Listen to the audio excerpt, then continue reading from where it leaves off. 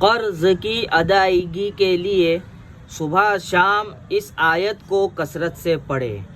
آیت یہ ہے: قل اللہم مالک الملک تؤتی الملک من تشاء وتنزع الملک ممن تشاء وتعز من تشاء وتذل من تشاء بیدک الخیر انک علی کل شیء قدیر۔